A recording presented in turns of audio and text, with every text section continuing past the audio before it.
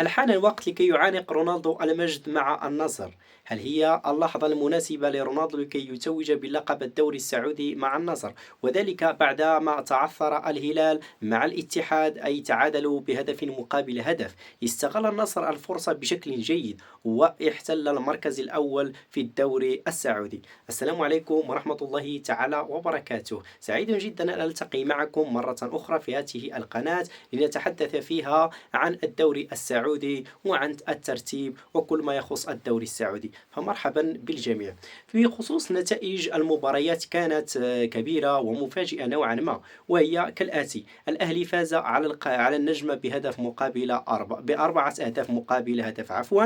الاتفاق فاز أيضا بأربعة أهداف مقابل ثلاثة على الفتح. والرياض فاز على الخلود بهدفين نظيفين. القادسية فاز على الأخدود بأربعة مقابل اثنين. الفيحاء فاز على التعاون بثلاثة مقابل اثنين. الشباب فاز على ضمك بثلاثة مقابل واحد. الهلال تعادل مع الاتحاد بهدف مقابل هدف. أما الخليج فانهزم أمام النيوم بهدف نظيف. النصر الذي استغل كما قلت هذه الجولة بشكل جيد فاز على الحزم بأربعة أهداف نظيفة في مباراة شهدت تألق كريستيانو رونالدو بشكل كبير. كريستيانو الذي لا يتغير أبدا، لا يعرف الطريق سوى طريق الشباك فقط.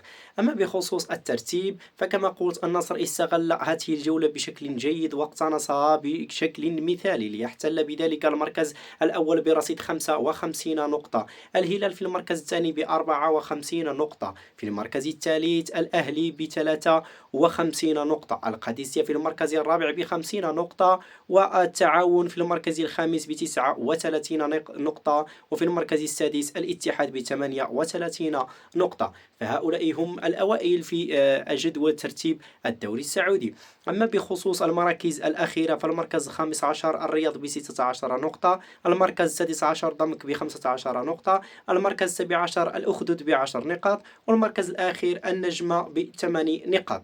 فقد كان هذا هو ترتيب جدول الدوري السعودي. كما قلت النصر استغل الدورة بشكل جيد واحتل المركز الأول. أما بخصوص ترتيب الهدافين فرونالدو فقد الصدارة وأصبح في رصيده فقط 20 هدف مقارنة بإيفان توني الذي يحتل المركز الأول ب23 هدف. وفي المركز الثاني جوليان كوينونيز ب21 هدف. فقد كانت هذه إطلالة خفيفة على الدوري السعودي وعلى ما يقع في الدوري السعودي نظرا للنجوم الذين يضمهم هذا النادي، نجوم كبار جدا سواء كانوا مغاربة أو أجنبيين.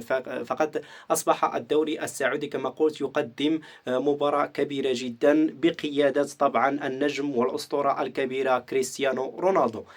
ما رأيكم في الدوري السعودي من جهة، وما رأيكم في النصر السعودي؟ هل سيستغل هذه الفرصة ويبقى على صدارة الدوري إلى نهاية جميع الدورات وأن يفوز بلقب الدوري السعودي، أم هي مسألة وقت فقط وسيطيح إحدى الفرق كالهلال أو الأهلي أو القادسية أو الاتحاد عرش النصر من الصدارة ويفقدها بشكل نهائي؟ على العموم شكرا لكم على حسن الإصغاء والمتابعة. نلتقي في فيديو آخر إن شاء الله وموضوع آخر، والسلام عليكم ورحمة الله تعالى وبركاته.